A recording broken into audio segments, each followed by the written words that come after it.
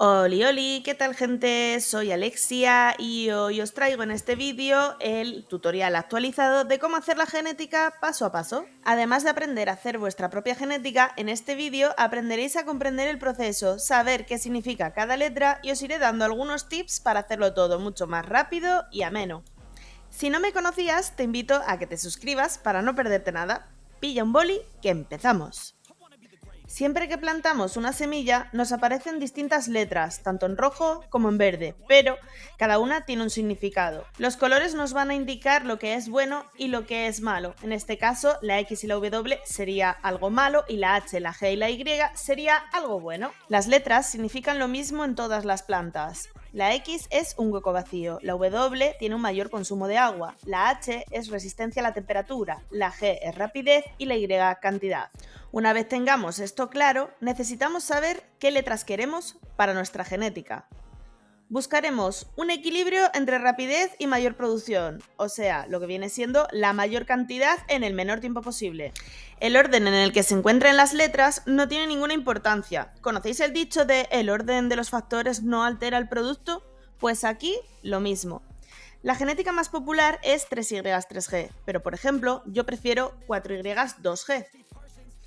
La razón es sencilla.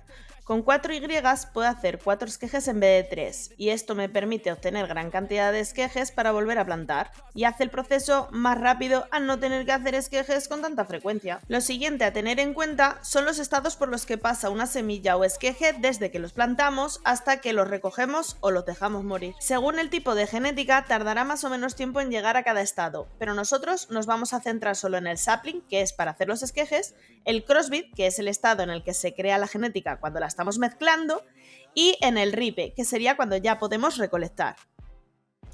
Ahora, para entender cómo se mezclan las genéticas, tenemos que apilarlas en una columna y hacer una especie de suma. Las letras que se repiten son las que ganan a las demás. En este ejemplo, en la primera columna nos encontramos dos H's, así que con esto eliminamos la W.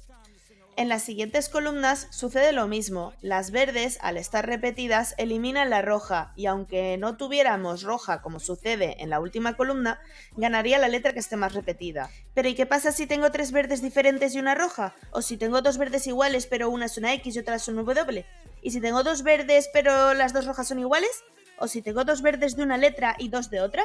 En la primera columna ganaría la W porque no tenemos ninguna doble. En la segunda columna ganaría la Y porque está repetida y las rojas no. Pero en la tercera columna sí que ganaría la X porque está repetida y doble roja siempre puede más que una doble verde. Y en la última columna tendríamos el 50% de posibilidades, así que tanto puede salir una como puede salir la otra.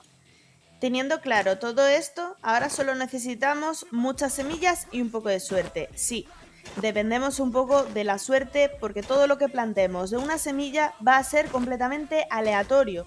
Por eso es necesario tener todas las semillas que podamos conseguir. Siempre que plantéis semillas, mi recomendación es que plantéis en las esquinas. Esto lo hago porque al no tener ninguna planta al lado, no se van a mezclar, y si tenemos que salir del huerto para ayudar en un PvP o hacer otra cosa, corremos el riesgo de que se nos mezclen entre sí. Entonces, de esta manera no se nos van a mezclar. Cuando entren en sapling, seleccionaremos clonando solo las que contengan mayor cantidad de Gs y Ys, que tengan pocas rojas y sobre todo las que empiecen y terminen con G o Y. Las demás las desecharemos, aunque si ves que te haces un lío al principio, haz esquejes de todo. Cuando tengas los esquejes seleccionados, puedes calcular en un cuaderno o papel una combinación que haciendo la suma tal y como os he enseñado, nos dé la genética que queremos. Pero si no te quieres complicar, hay muchas páginas web que nos ahorran este proceso y lo calculan por nosotros. En este caso yo utilizo RootsBreeder, que no sé si se pronuncia así, pero yo os dejaré el link en la descripción. Una de las cosas que hace esta página la mejor para mí es que te da la opción de escanearte directamente los esquejes de la pantalla y no tienes la necesidad de escribirlos uno a uno. Y de los esquejes que habíamos seleccionado tenemos estos 4 que son los que nos van a servir para hacer 3Y 3G.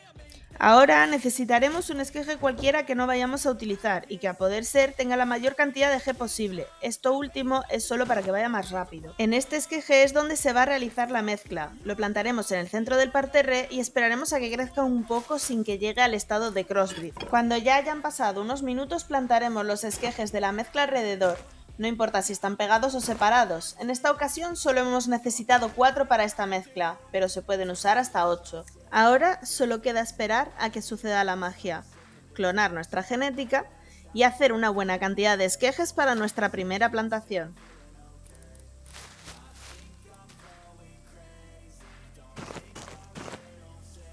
Pues todo listo, ahora solo tocaría recolectar semillas y hacer vuestras propias creaciones.